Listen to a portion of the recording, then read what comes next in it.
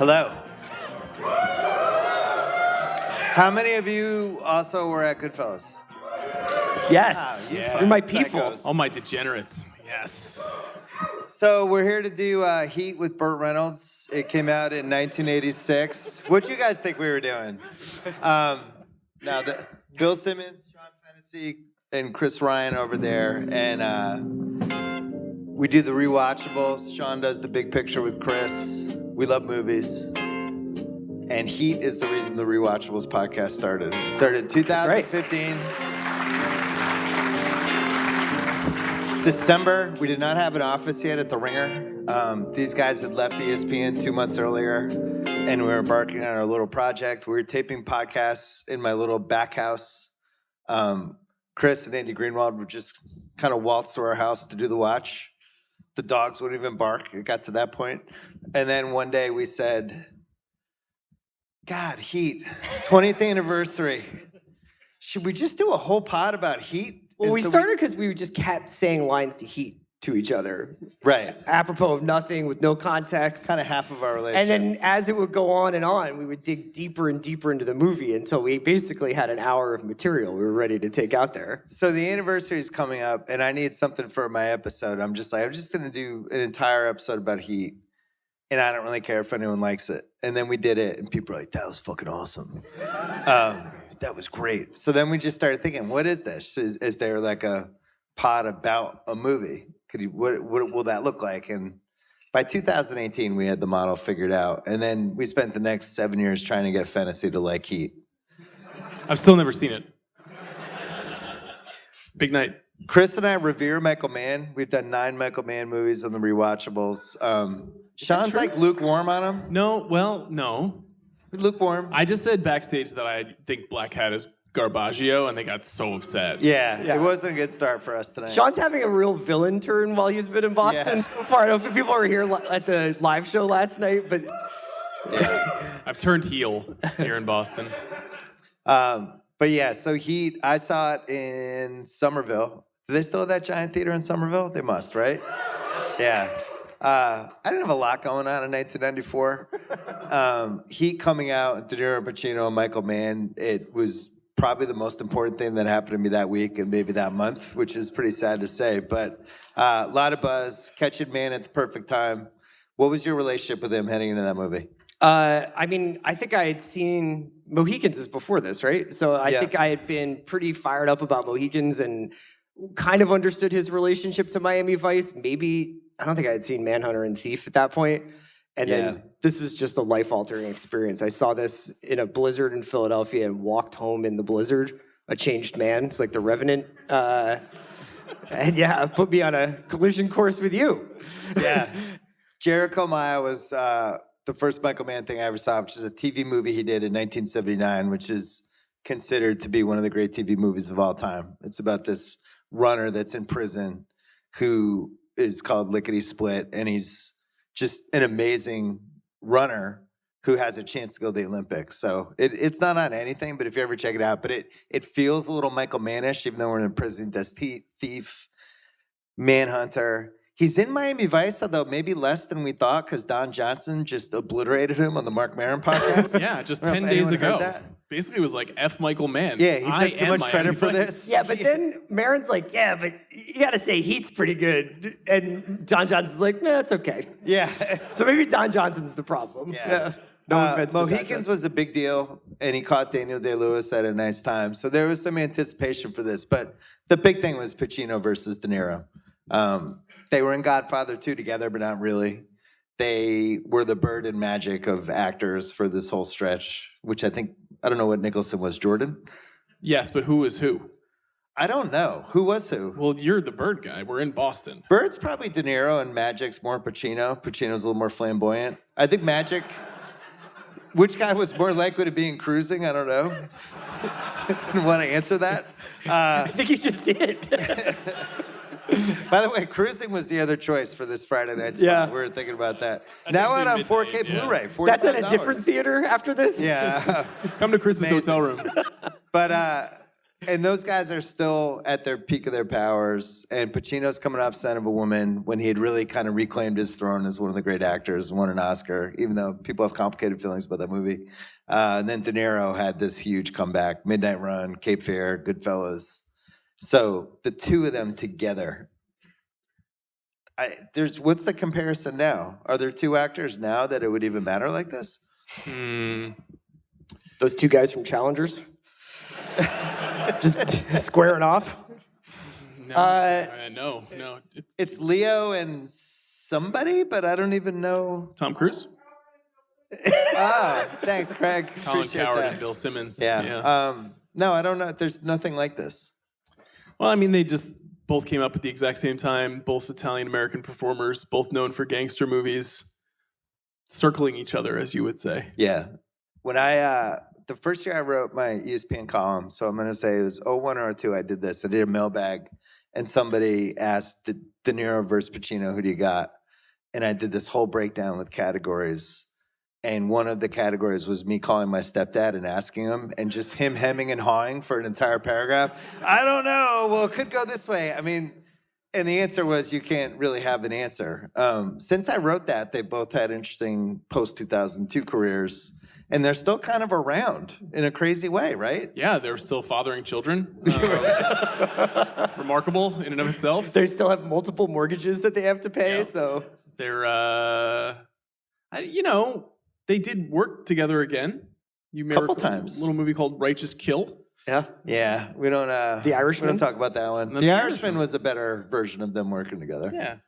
But yeah, it was nothing like this. And I think the diner scene, and there were rumors. This is pre-internet, so it's late '94. The internet exists, but not in the. I didn't even have email yet at this point. But there was always the film world existed, like the magazines, and so it was like they have one scene together, and it's amazing. And I don't even know. You never know what was true and what was not true about it. But you knew there was a big showdown scene. And I remember seeing this in the theater, just waiting. Oh, what's that scene going to be?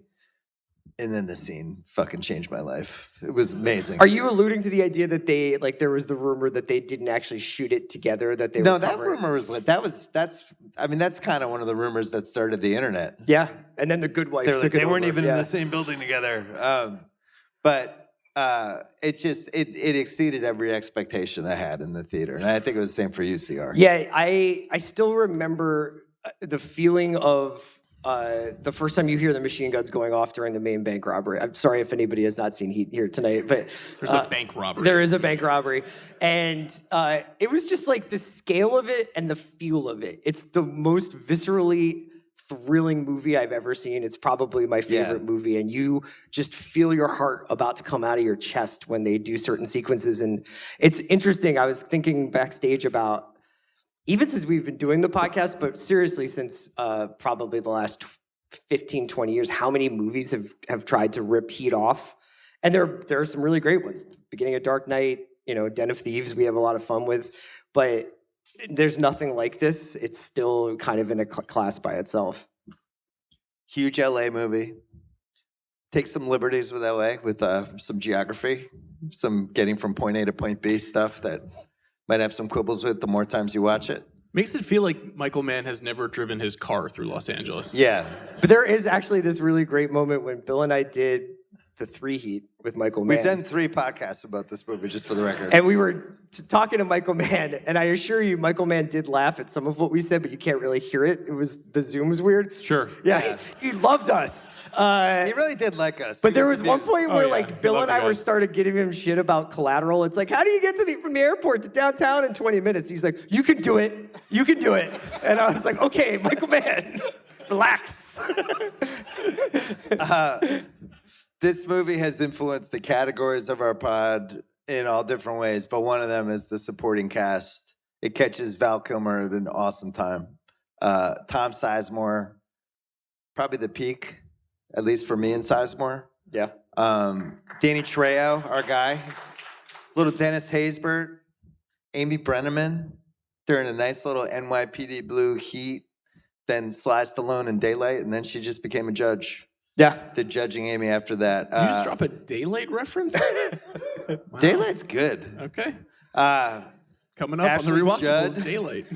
Hank Azaria. The Yes. cast goes on and on. So how many people have not seen Heat? Are you serious? Oh my God. This is fucking lot of awesome. people. Wow. That's a lot of people. You guys, this movie's really good. I'm so jealous.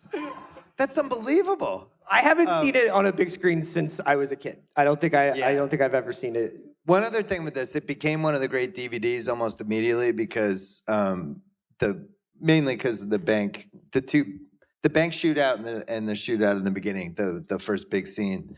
It was one of the first times from a home theater experience where you're going, okay, I think this is where we're going, because I feel like the shootout's happening in my apartment right now. It was just so cool, and the widescreen and every piece of it. But I don't know. I think this is one of the 5 movies I've ever seen the most. Since I have you guys both here, Yeah. I was thinking about Michael Mann movies. Yeah. And how, with a few exceptions, I have nothing negative to say.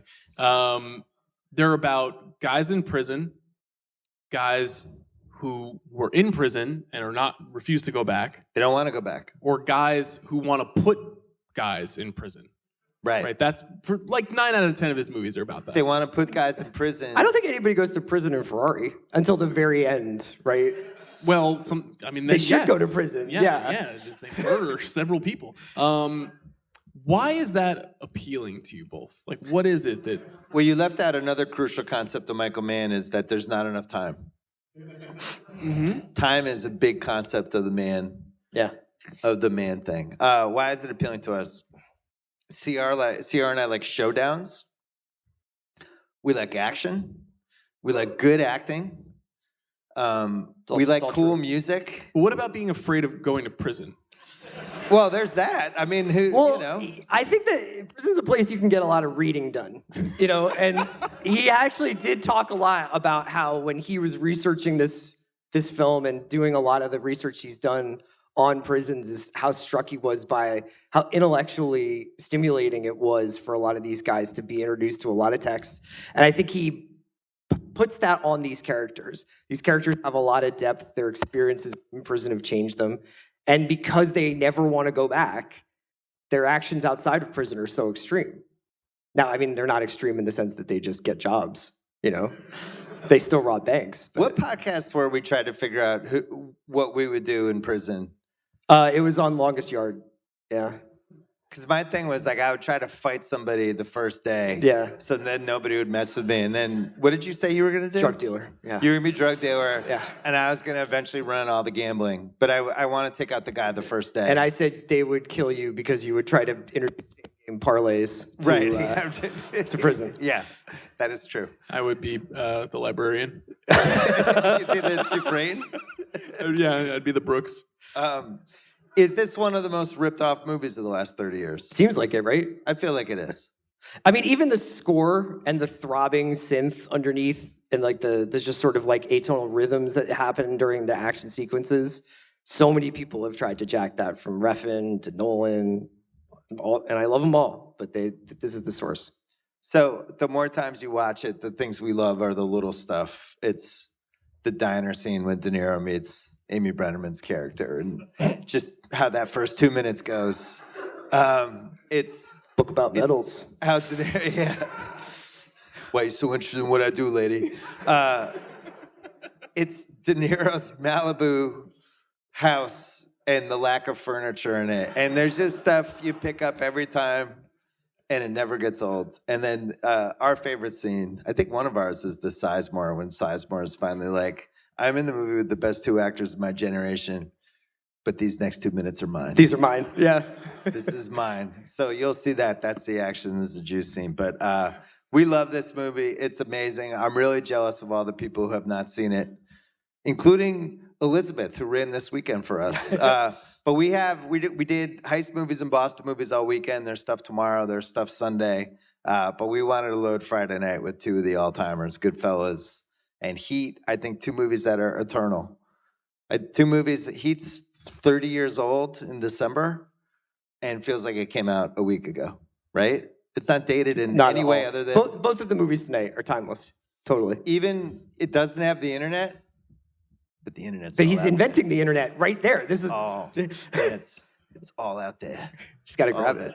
Just gotta grab it. Do you think you'll do another podcast about Heat? I think for the 400th. So the last time we did Heat, we had Michael Mann. Mm-hmm. Is it De Niro and Pacino just doing the categories with us? They should do it at the diner without us. And it's just, I'm looking at this piece of paper and it says.